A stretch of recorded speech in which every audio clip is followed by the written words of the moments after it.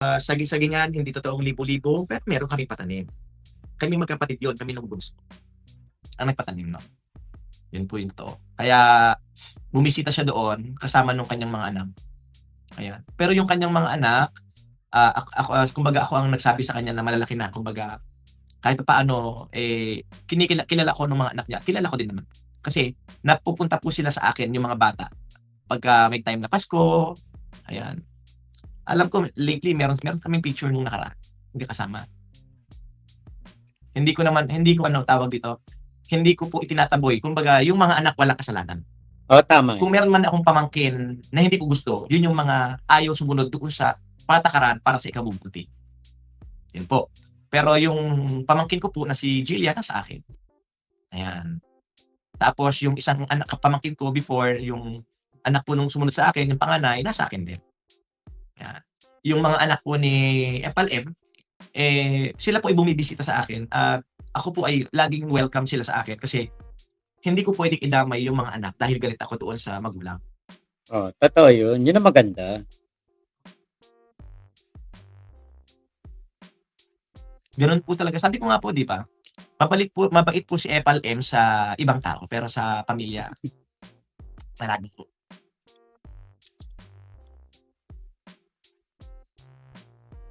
Ayan, okey. Kaya at least okey na ako nakapag-live dito. At least po andito po ako kasi dito po ako for the yung isa po, yung alam ko yung anak po niya, nasunod po dun sa apelyido nung nanay. Yun po. Hmm.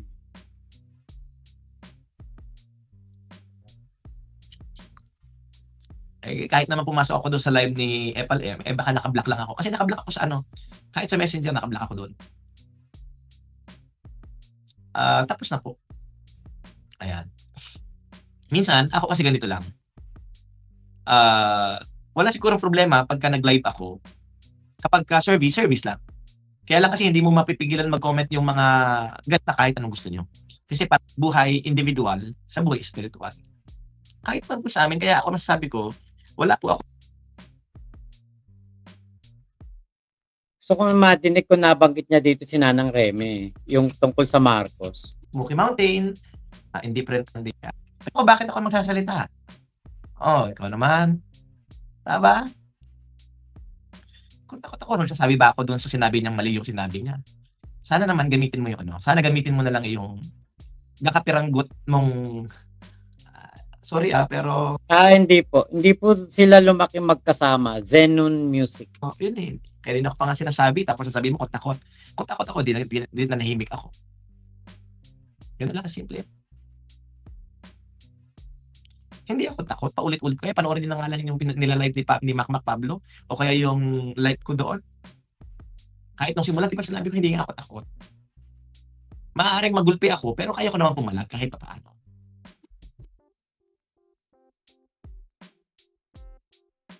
Ay, minsan pala ang hirap. Minsan nga ganito, no? Alam, ito natatapatin ko na to si P. Sexon.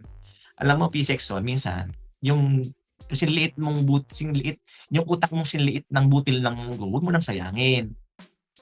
Gamitin mo kasi, o kaya naman, yung utak mo ay brand new. Kumbaga sa pyesa. Bakit? Tawag dito, hindi pa gamit eh. Ayun. Sinabi ko na kanina, yung regarding sa mga nagsusupport sa akin, I always remembering them. Alam ko sa sarili ko na wala ako binudot. Kaya kasi sinabi ko, Nanay Susan Broiler, I know Nanay Susan Broiler. Minin Adet Garbido Wong, I know her. Len Marquez, I know her. Nakasupport yan sa ministry ko before. Yun nga lang, sabi ko kahit paano ayoko ng ma-record kasi tapos na eh. Nakapag-move on na sa buhay. So, ganun lang yun.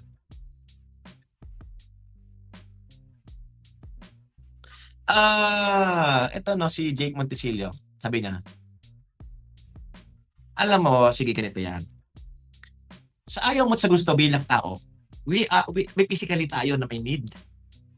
Kaya ang tawag dyan is nagfo-fall into temptation. Buti sana kung robot yan. Tama ba? Ito na lang. Kung ang makina ay mayroong tinatawag na PMS, ayan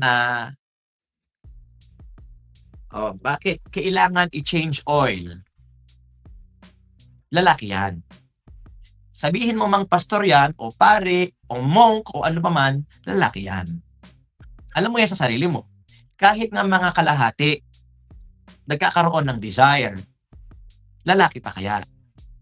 Tawag dyan is kailangan mong gamitin yung tinatawag na common sense. Ayan yung sinasabi ko na yung Tingnan BGMP, tayo. meron Zoom conference ng mga supporters niya. Ang sabi niya, sabi ko nga kapag alam mo ang magulang mo ay malapit na sa end ng kanyang buhay, meron Zoom conference ng mga supporters niya. Sabi ko nga, nakita ko naman yung picture namin ni Nanay Susan bro. Teka lang, i-check ko nga kung ma-recall ko paano. Doon sa man of one of a riders club. Kaya, hindi, kahit tanungin ko yung nanang ko, hindi niya pwedeng sagutin para sa akin. Ayan. Alam ko ito yung nakasama ko po yan ng eleksyon, Kuya Zani. Ito, picture. Kasama ko pa si Limor. O, ayan o. Picture namin yan with Nanay Susan Broiler. Ano ba sabi ko, Noise? Yun na nga po. Ano pa sabi dito? Alam niyo yung mga walang katuturang bagay. Sabi ko, ilang beses ko na sinasabi yan. Kahit na anong sabihin ko, Loiski, hindi mo tatanggapin. Unang-una, pangatlo nga ako.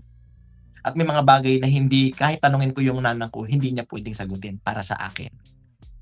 Yun yun. Kasi, responsibilidad ng nanay ko yun at siya yung may discretion nun at hindi ako.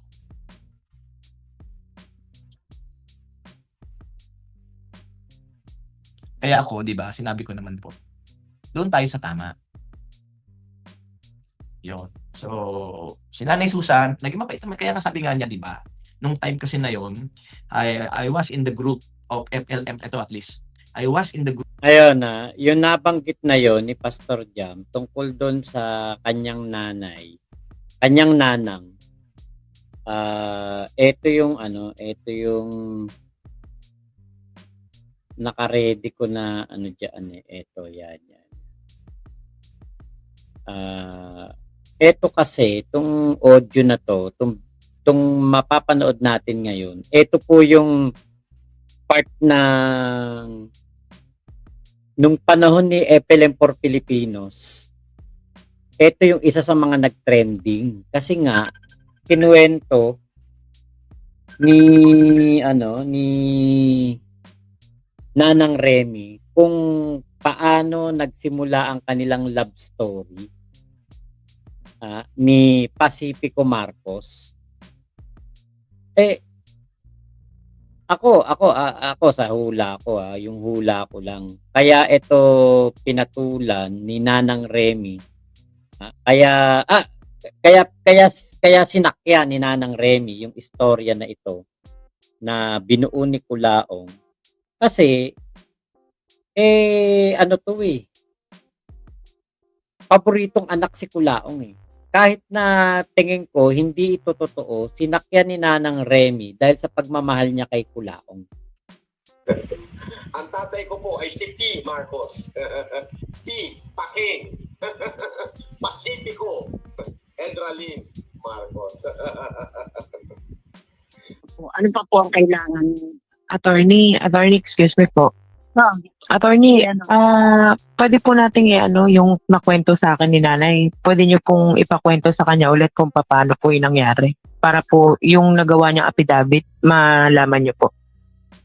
Sige, Nay. Continue mo yung paano kayo nagkakilala ni tatay ni Ano lang po kasi, nagtatrabaho ko sa Maynila. Doon ko po nakilala. Madalas po kasi nagkakasalubong kami. Para bong sinasadya. Talang ibig sabihin nagsimula lang po yun. Tapos, at naidlab ako, bata pa po kasi ako siya noon. Mga 50 na siguro po yun. Saan po yun? Saan yung na lugar? Saan sa Manila? Dito lang po sa Pasay. Saan po? Kasi Pasay? sa Pasay po. Dito po masyadong kasi ilang natin sa panahon na yun. Tapos po, siyempre, hindi naman kami nag-lead. Hindi parang sante. Alam niyo naman po kung minsan, kung nai-inlove, ang kayain, gano'n. Tapos po, nung sinilitis niya ako, hindi asawa po siya, kaya hindi ako pwede. Ano yun? Tapos po, nung sinilitis niya ako, Oh, no. hindi asawa po siya, kaya hindi ako pwede magpasal sa kanya. Kasi hindi rin niya ako pwedeng pakasalan. Kaya nung tataon naman po kasi may lumilitaw dito ako, mga narito po. Kumpisa ko, sabi niya, pinakasalan naman po ako noon. Tapos, pinapag yung pangalan po niyang ay pinangalan niya kay Norman. Ay, sa bagay nung nanganak po kasi ako, wala siya, kaya hindi naman napirmahan ng asawa ko yung birth certificate. Ako pa rin ang tinanong ng doktor na kung anong pangalan niya. Kaya ako po ang nagbigay ng pangalan niya sa kanya na Norman Antonio Musin. Pero ang po siya ng asawa ko. Ngayon, habang lumalaki po, para bang siyempre may nanay ko, may magulang ko bang hindi na sunod ng mabuti sa kanyang ina. Inangati po yung sabi ko, yung mga ina po siya. Sabi ko, ganito, ang tinutunan yung panganay. Binibigay ko po yung pangalan niya na gusto ko sana. Sabi ko, pamilya mo, natin mo. Kaya hinanap po niya, ang natagpuan po niya, si Madam Fortuna Baby Barba. Yan po, tinanggap naman po siya. Ngayon, sobrang alam ko na pong tanggap siya. Nagpagawa ako sa isang, nagpagawa po ako ng passport niya. Ayun ang pangalan na ginamit niya. Kasi po, yun ang ipakikita niya kung ano man ang trabaho papasukan niya. Kaya po, kasi yung birth certificate po niya, dahil yung gumawa po nun, attorney, parang isang nagtumulong lang, tapos may kakilala picture. Yun lang, tapos usapan pa silang namin nun, tapos nagawa niya ako ng kailangan ko, pagayaran ko siya. Kaya binayaran ko po yun ng 10,000 yun. Ang pera po noon, mahalaga pa. Hindi lang inabot niya sa akin. Ang pagkakamali ko, hindi ko po natanong kung anong buong pangalan ang sinulong sa akin. Sabi niya, tulungan kita. Basta, bigyan sa akin ng ganitong halaga. Kasi nagkakilala daw po siya, Peter. Naglalakad siya. Naglalakad po po din ang mga ganito. Hindi ko na tumatandaan yun. Tumulong sa akin ngayon. Dahil hindi ko rin naman kakilala yung picture ngayon na nilapitan niya. Basta importante po, ibinigyan niya sa akin yung passport. Kailangan po. Yun lang po. Pero mula po noong 1997, yun lang po ang ginamit ni Francis. Dahil yung pong pala na yun ang pinakilala niya kay Fortuna Barba. Sabi ko hanggang ngayon, yun ang ginagamit niya. Yun po. Kaya, ako talaga ang nagbigay sa kanya ng pangalan. Dahil hindi naman po siguro masamang palitan ko yung pangalan niya kasi may tunay naman yung pagkatao. Hindi naman masamang tao yung ilang yung talagang pati niya. Kaya, akin po, sabi ko, inililihin ko kasi po sa kahit ibang tao na hindi sa asawa. Alam naman na asawa ko yun na hindi medyo kaya ginamit agad yung pangalan ng asawa ko. Itatanggap naman niya para lang hindi siya libakin ng tao. Dahil magkakaanak po kami at naiba yung apelido ng anak mo. Siyempre, magdilihan po siya. Doon, yung pareho kami magiging usap-usapan ng tao. Ngayon, nung lumaki na siya, nakatapunatot na ang masirap din pala. Masasabi mo po na iisip at mabubuli pa sa buong mundo. Kaya lang, kailangan ko pong ano yung anak ko, iligtas yung anak ko sa kasalanan, hindi naman niya ginawa. Iyo. Ang tatay Ayan na yung paliwanag ni Nanang Remy. Ngayon, eto nga kasi hindi naman natin 'to talaga puwedeng ano, puwedeng, tanungin kung ano, totoo ba 'to, 'di ba? Siyempre, sino ba talaga ang nakakaalam niyan, 'di ba? Walang alam si Mang Berto sa mga nangyayari, si Nanang Mengmeng ang may kagagawan sa pagiging kulaong ni Norman. Konsentidorang lang yata, ano, ito nga, itong nangyayari na ito kay Jam, hindi talaga makukuwento ni Jam yung kung ano man ang totoo sa kalagayan ni Kulaong at kalagayan nitong si ano, si Nanang Remy. Kasi nga, nakikita ko nga dito, kasi posibleng totoo, posibleng hindi totoo, 'di ba? Yun lang naman talaga ang ano natin, puwedeng totoo, puwedeng hindi totoo, eh. Ah, wala talagang nakakaalam kung totoo 'yan o hindi, eh. Kasi kahit ano pa talaga gawin natin, hindi talaga mukhang Marcos si Kulaong. Kahit na 'yan pa ang kwento nitong si Nanang Remy, napakahirap na ano, na parang napakahirap na tanggapin mo na Marcos si Kulaong pero yung mukha niya hindi Marcos. Saka isa pa nga, yung kwento ni Nanang Remy, 50 anyos na daw etong si Pacifico Marcos. Alam niyo po ba na etong si Pacifico Marcos, noong 1979 na pinanganak si Kulaong, ay nasa 59, kung di ako nagkakamali, 59 or 60 years old na.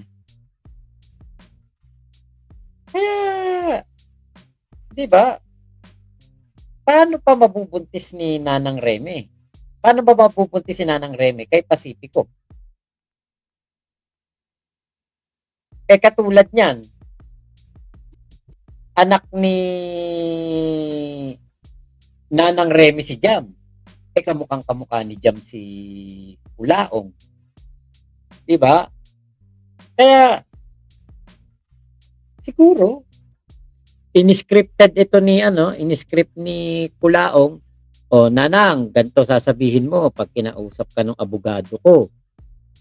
Ito ang ikukwento mo, ganito sasabihin mo. Kaya lang kasi may kulang.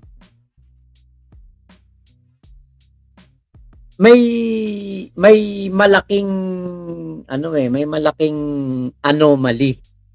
Kasi nga kung 1979, eto. Tingnan natin.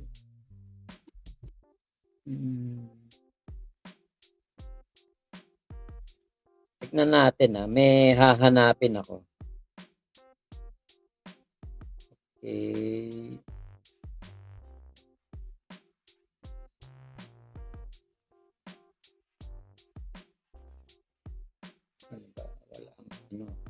Walang date. May nahanap lang akong date.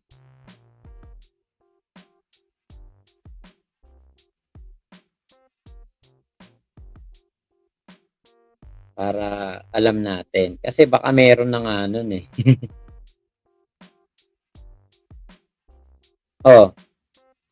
Ito yung Viagra discovered ng Pfizer scientists in 1989. Kung si Pacifico Marcos ay nagkakilala sila 50 plus na, yun nga yung aking aking hinala. Si Pacifico Marcos ay kailan ba ito na malalaman naman dito kung kailan siya namatay 1998. Pinanganak siya 1919.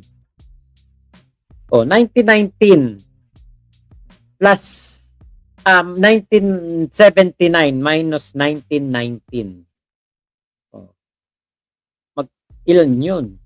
1979 minus 1919. 60 years old nga. So, paano mabubuntis si Nanang Remy? Di ba? Kaya hindi na kay Pastor Jam, pasensya ka na kung may mga nagtatanong ng ganyan. Kasi nga, ang nanang mo, parang sumakay sa katarantaduhan ni Kulaong. Yun ang aking, yun yung aking opinion na kaya tinatanong si Pastor Jam kasi nga, syempre, nanay niya yun, gusto ng mga tao na malaman, ano ba totoo sa'yo? Ano ba nalalaman mo? Kaya lang, hindi rin naman obligado si Pastor Jam na sumagot. Bakit? Unang-una, nasagot na ni Pastor Jam yung kanyang side. Pangatlo siyang anak. Hindi sila nagkasama ni Kulaong ng katulad ng pagsasama naming magkakapatid na talagang isang bahay kami hanggang sa ako mag-high school, mag-asawa, isang bahay kami. Si Kulaong, maaga, bata pa lang, umalis na to sa kanila. Kaya talagang yun ang kulang doon sa kay Pastor Jam. Hindi niya talaga alam kung ano ang nangyari. Kasi katulad nito, eto ba tingin niyo ikukwento ni Nanang kay Pastor Jam? Syempre hindi. 'Di ba? Kasi ito nga gawa-gawang kwento lang 'to eh. Hindi talaga 'to makatotohanan. 19 pinanganak si Pacifico Marcos. Si Kulaong 1979. So 60 years old. Sabihin mo pang sige 59 years old. Tingin nyo ba talagang tumatayo pa ethics ni Pacifico Marcos nung time na yon? At kayang-kaya pang bumulog at mambuntes? Diba? So, pinahamak na naman ni Kulaong ang nanay niya dito. Kasi nga, ang dating ng kwento parang Walker yung nanay ni Kulaong. Yung ibinibintang niya kay MG na pinasalo sa bonjing yung anak, pero yung pala, diba, yun yung naging vlog ni MG eh. Doon pala nangyayari. Kay Kulaong pala nangyari. Pinasalo. Kung totoo yan kung totoong si Pacifico Marcos ang nakabuntis kay Nanang Remy. Nabuntis ni Pacifico Marcos si Nanang Remy, ipinasalo kay Tatang Gilbert. Diba? So si Kulaong po talaga gumagawa kasi ng katarantaduhan na ito. Si Kulaong ang talagang nagwawalang ya sa magulang niya, dinadamay niya sa katarantaduhan. Diba? Yun si Kulaong eh. Yun ang forte ni Kulaong, ang gumawa ng mga ganyang katarantaduhan. Tapos kapag nagipit, pa-victim. Parang siya pa yung aping-ape. Parang siya pa yung kawawang-kawawa. Diba? So maraming salamat po Ingat po kayo. Nasaan mang panig kayo ng mundo. Momo, chup chup, love you. God bless us all. Pilipinas, God first.